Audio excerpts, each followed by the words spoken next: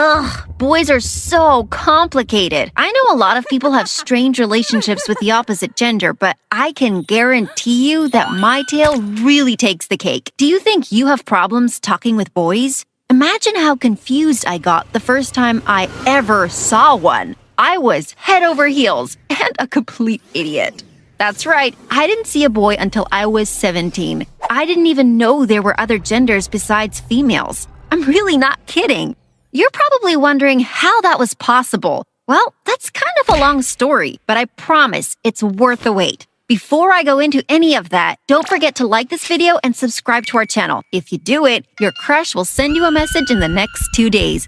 How the hell does that have anything to do with you not knowing who boys are?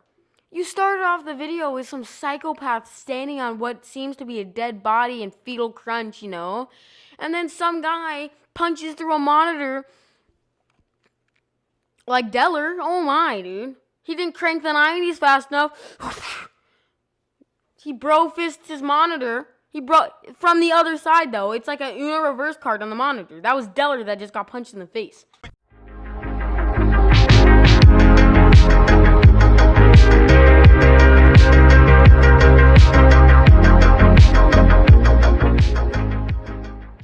Up with the concept of a crush or romance. Instead, I was raised in a very alternative way.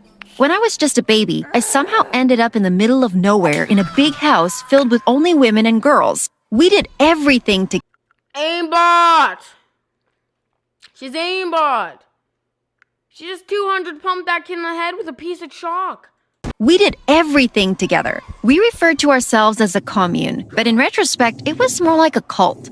We all wore the same clothes and had our hair done in the same way. We all looked eerily alike. To outsiders, it was like we were all sisters. In actuality, the headmistress decided what we would look like and gave us little makeovers to be her walking clones.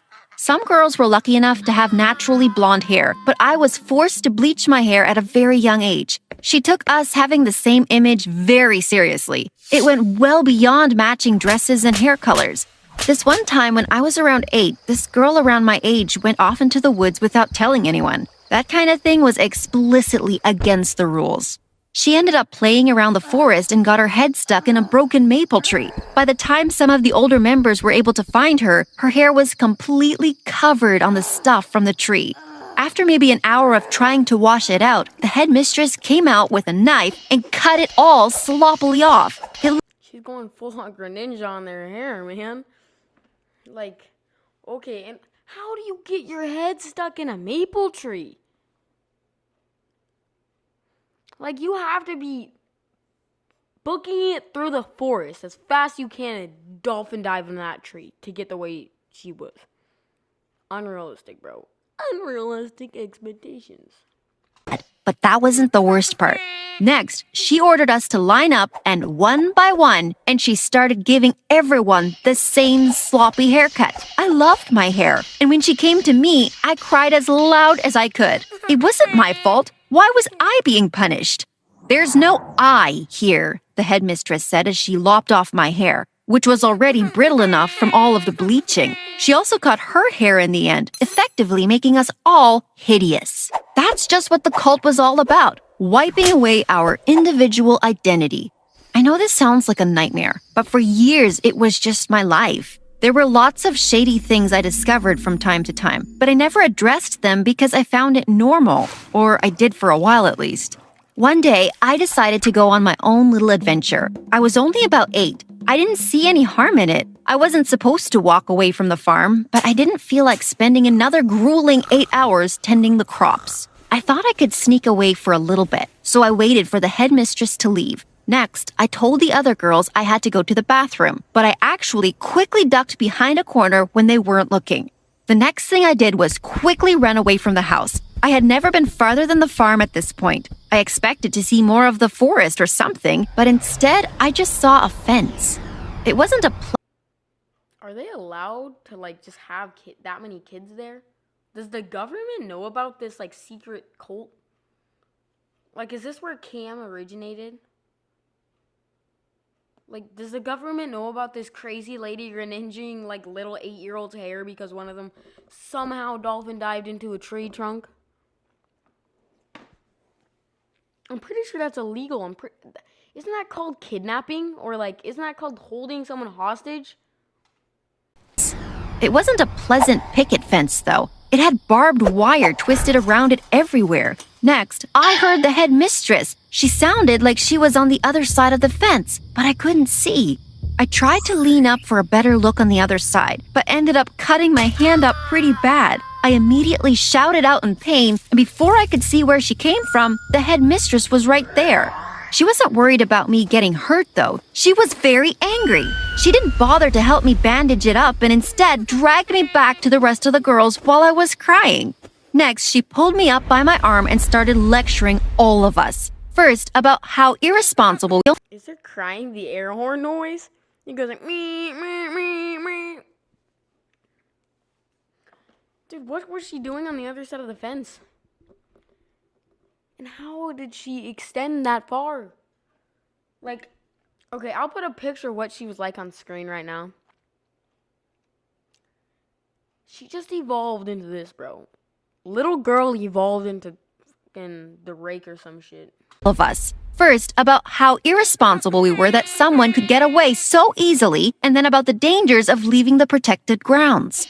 If you thought the haircut was weird, you should brace yourself for what came next. After I got my hand bandaged up, we all had to wear wraps on our hands. It was so weird. The other girls complained that it made the farm work difficult, but the headmistress said that we were all in this together. Are they slaves? No, are they slaves? Like, this old lady named Karen who has probably already had 4 divorces and 3 midlife crises. Did she just go to a sperm bank, take everything, and then have like 40 kids, and then they had kids? Are they even on Earth? Like, are they slaves? They have to do farm work at like 8? Oh my. Someone call the FBI and get these pedo arrested.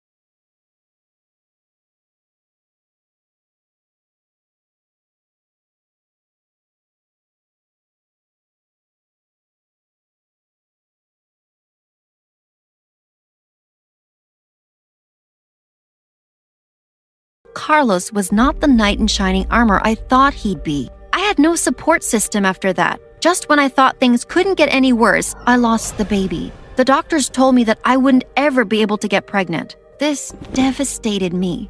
Carlos was very unsympathetic to my depression and bad mood. He was so nice and affectionate when we first got together, but he seemed to get bored of me very quickly. One time I was out shopping and I saw him kissing another girl. I ran right up to him and confronted him, but he told me that it wasn't his fault he wasn't satisfied in our relationship. Sorry, I just expected more from us, you know?